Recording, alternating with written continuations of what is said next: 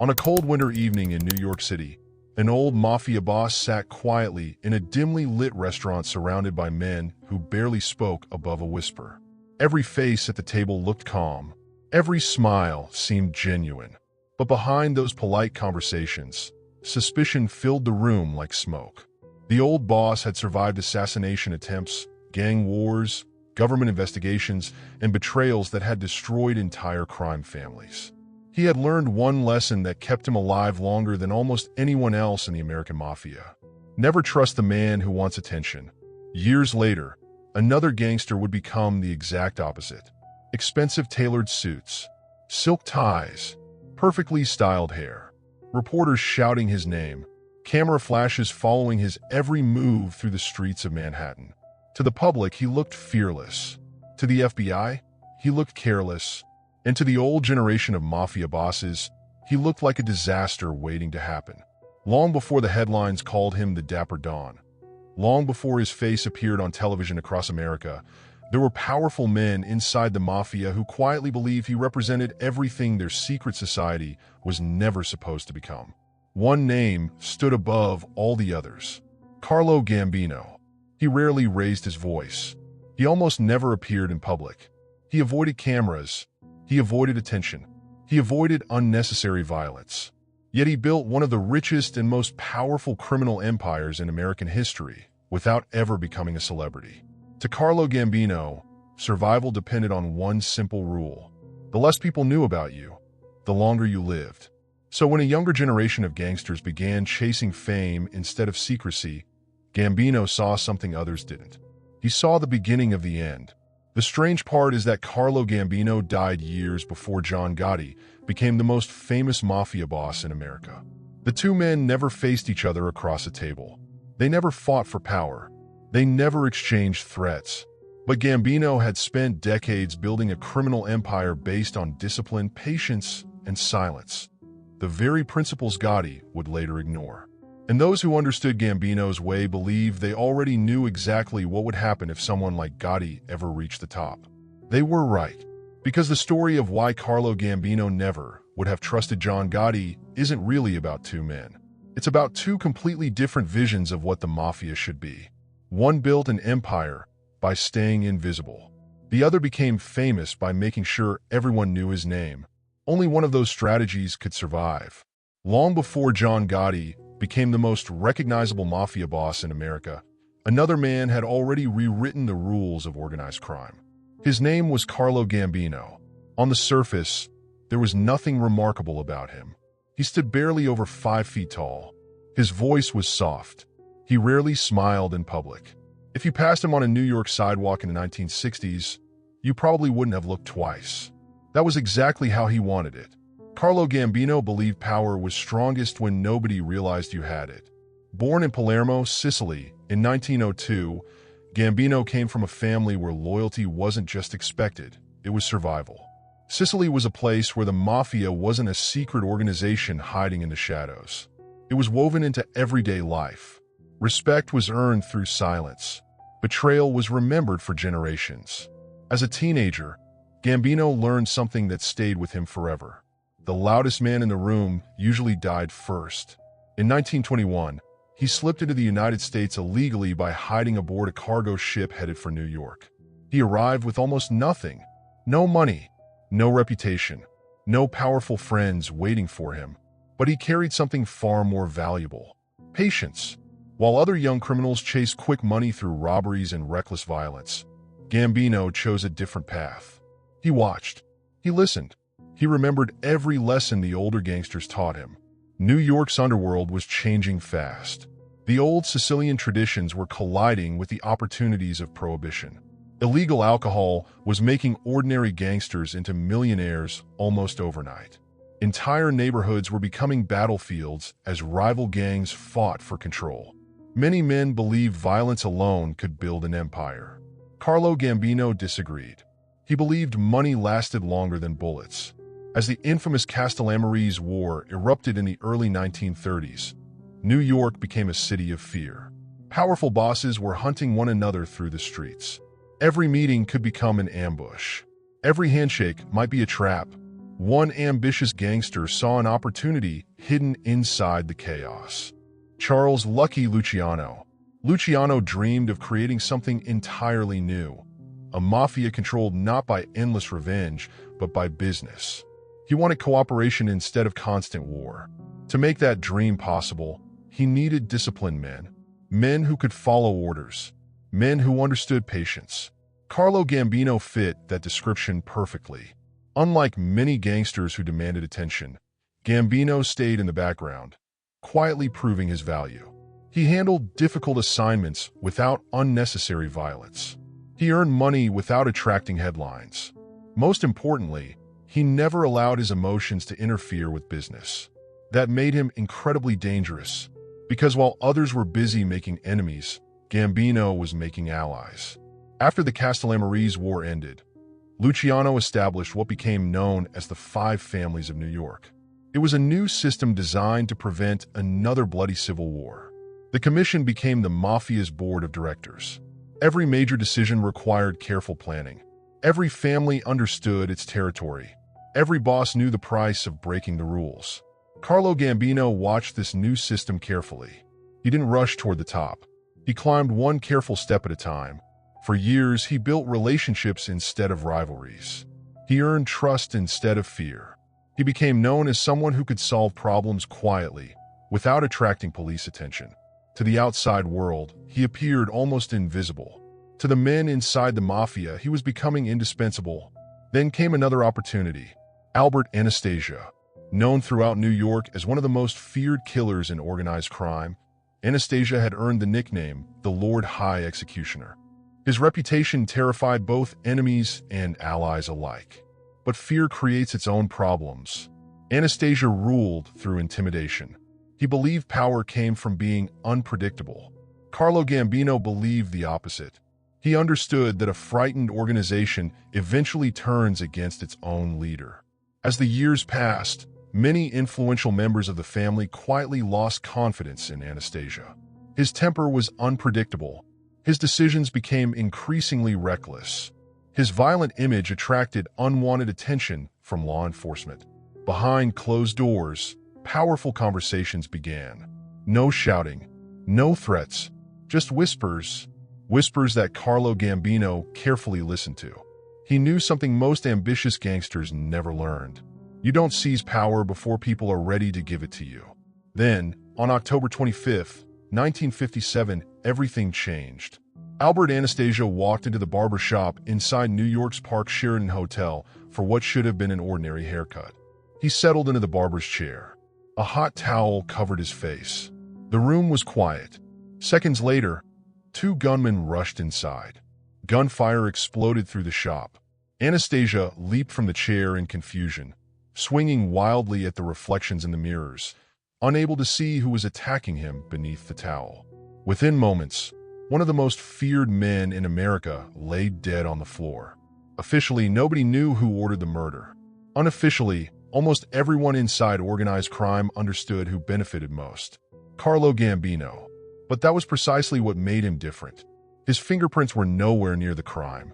No public threats. No dramatic confrontation. No celebration afterward. Only silence. Weeks later, Carlo Gambino officially became boss of what would soon be known as the Gambino Crime Family. He had reached the top without firing a shot in public, without making speeches, without demanding recognition, without becoming famous. His leadership style transformed the family. Violence became a last resort, not the first option. Money flowed through construction companies, shipping businesses, unions, gambling operations, and international smuggling networks. Every dollar mattered more than every bullet. Under Gambino, the family became richer than ever before, and almost nobody outside law enforcement even recognized his face.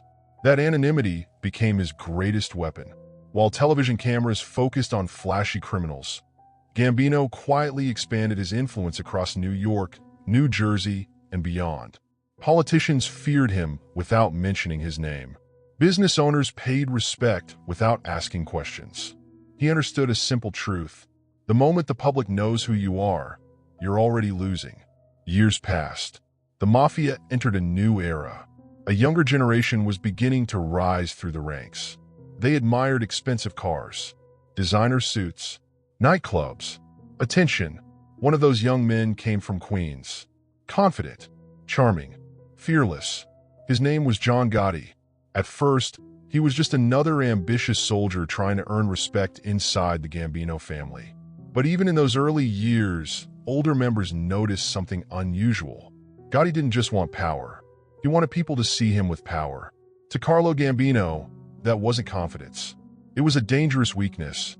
And although the old boss would never live to witness Gotti's rise to the top, the seeds of disaster had already been planted. John Gotti believed the future belonged to bold men willing to take risks. Carlo Gambino believed survival belonged to those willing to remain invisible. Only one philosophy could define the future of the Gambino family. Neither man knew it yet. But those two completely different visions of the Mafia were already on a collision course that would eventually shake organized crime to its core. By the late 1960s, Carlo Gambino wasn't just the boss of the most powerful Mafia family in America. He was becoming the Mafia's unofficial kingmaker. His influence reached far beyond New York. Bosses from Chicago, Philadelphia, New Orleans, and even Sicily respected his judgment. He rarely gave orders in public, but when he spoke behind closed doors, everyone listened. That wasn't because they feared his temper. It was because they trusted his discipline. Gambino believed the Mafia had survived for generations because it followed one simple principle. The organization always came before the individual. No man was bigger than the family. No boss was bigger than the rules. That philosophy shaped every decision he made. It also explained why a man like John Gotti would have immediately made him uneasy. While Gambino quietly strengthened his empire, Gotti was building a very different reputation on the streets of Queens. Born in the Bronx in 1940 and raised in a working-class neighborhood, Gotti grew up in a crowded household where money was always scarce. He left school young, spent his teenage years running with neighborhood gangs, and quickly discovered that crime offered something legitimate work never could. Fast money, respect, and excitement. Unlike Gambino, who preferred patience, Gotti loved action. He wasn't interested in waiting years for promotion. He wanted to prove himself immediately. His confidence attracted powerful captains inside the Gambino family, especially Aniello Delacroce. Delacroce was one of the toughest underbosses in New York. He admired loyalty. He respected courage, and he saw plenty of both in the young Gotti. Under Delacroce's protection, Gotti became deeply involved in hijacking cargo trucks parked near John F. Kennedy International Airport. Those thefts were incredibly profitable. Electronics, jewelry, clothing, anything valuable could disappear within minutes. The merchandise was sold before police even realized it was gone. Gotti became known as someone willing to take risks others avoided.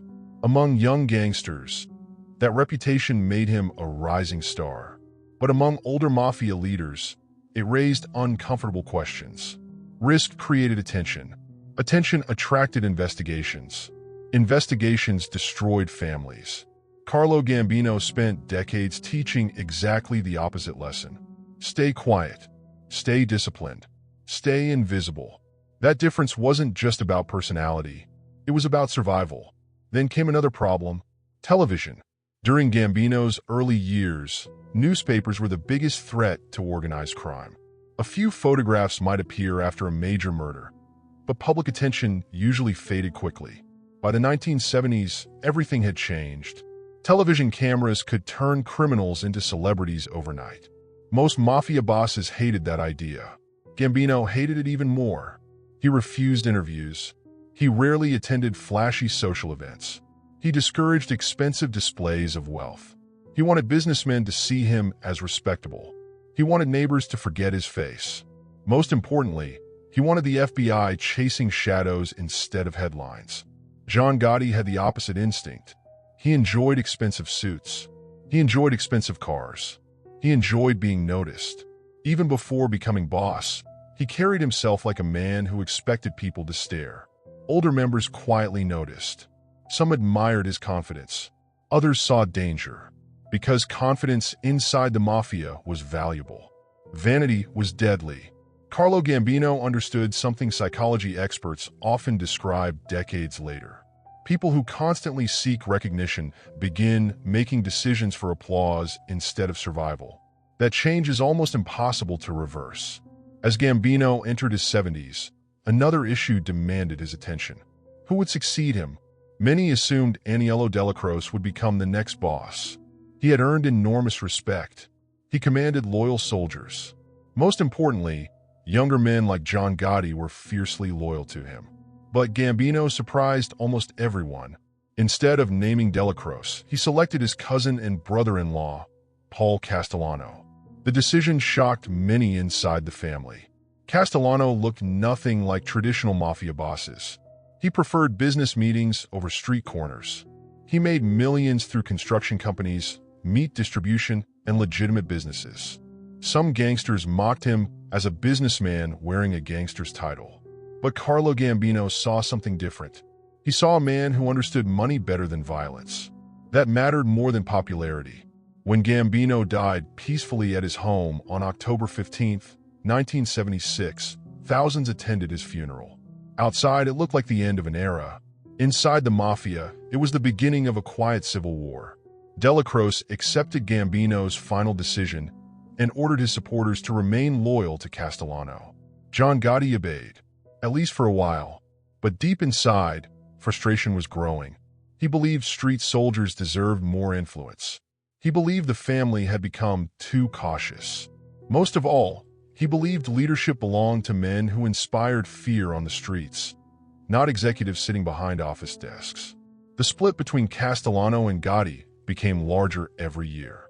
One represented Carlo Gambino's philosophy. The other rejected it. Castellano avoided unnecessary violence. Gotti embraced bold action. Castellano preferred private meetings. Gotti surrounded himself with loyal crews who admired his swagger. Castellano worried about the FBI. Gotti believed confidence could overcome almost anything. Neither side realized how dangerous those differences would become. Then federal investigators increased pressure on organized crime. Wiretaps multiplied. Informants appeared. Hidden microphones recorded conversations once believed impossible to capture. The old mafia code of silence, Omertà, was beginning to crack. Some bosses became even more cautious. Others became paranoid. John Gotti became bolder. Instead of shrinking from attention, he almost seemed energized by it. Friends remembered his ability to command a room. Enemies remembered his refusal to back down. Supporters saw charisma. Critics saw recklessness. Carlo Gambino had spent his entire career avoiding exactly that kind of spotlight. He believed the FBI didn't need brilliant detectives if gangsters advertised themselves. Every expensive suit, every public appearance, every careless conversation was another clue investigators could collect. The irony was impossible to ignore. Gotti was rising through the very organization Carlo Gambino had built. Yet he represented nearly everything Gambino had tried to prevent. The old boss believed secrecy protected power. The younger generation believed visibility created power. Only one theory could survive the modern world. Then came the moment that changed mafia history forever. Paul Castellano ordered meetings without consulting powerful captains. Resentment grew. Rumors spread through social clubs across Brooklyn and Queens. Some believed Castellano no longer understood the streets. Others whispered that John Gotti was already planning something no Gambino boss was ever supposed to face. Not retirement, not resignation, execution. Most mafia families had one rule that stood above all others. A boss could not be murdered without approval from the commission. Breaking that rule threatened the balance of organized crime itself. John Gotti was about to consider doing exactly that. If Carlo Gambino had feared anything more than government investigations, it was ambitious men who believed the rules no longer applied to them. And John Gotti was preparing to make the most dangerous decision of his entire life. What happened next wouldn't just determine who led the Gambino family. It would begin the chain of events that many historians believe accelerated the decline of the American Mafia forever. On the evening of December 16, 1985, the cold air outside Sparks Steakhouse in Midtown Manhattan felt no different from any other winter night. Businessmen hurried down the sidewalks. Taxi horns echoed through the streets. Inside the restaurant, reservations continued as usual. But hidden among the pedestrians were men waiting for a signal. At exactly 5:26 p.m., Paul Castellano stepped out of a black Lincoln Town car with his driver and loyal associate, Thomas Bellotti. Before either man could reach the entrance, four gunmen emerged from the shadows. The shooting lasted only seconds. When it was over, both men lay dead on the sidewalk. The assassins disappeared almost as quickly as they had arrived. Across the street, sitting calmly inside a waiting car, John Gotti watched everything unfold. Without saying a word, he drove away. The message was unmistakable. The Gambino family had a new boss. For many young gangsters, Gotti looked fearless. He had done what few men in mafia history had dared: remove a sitting boss and seize control through force. His supporters celebrated. They believed a new era had begun. But beneath the excitement, older mafia figures